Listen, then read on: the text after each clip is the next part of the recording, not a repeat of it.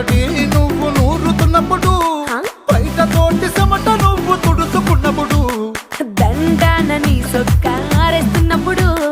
నీ ఒంటి వాసన తెగ గుర్తొచ్చినప్పుడు, రెండు చేతులెత్తి జుట్టు ముడిసినప్పుడు, జండు కత్తుకొని పడుకున్నప్పుడు, అలసిపోయి నువ్వు ఆవలించినప్పుడు, వచ్చుండై ఫీలింగ్స్ వచ్చి వచ్చి చంపేస్తు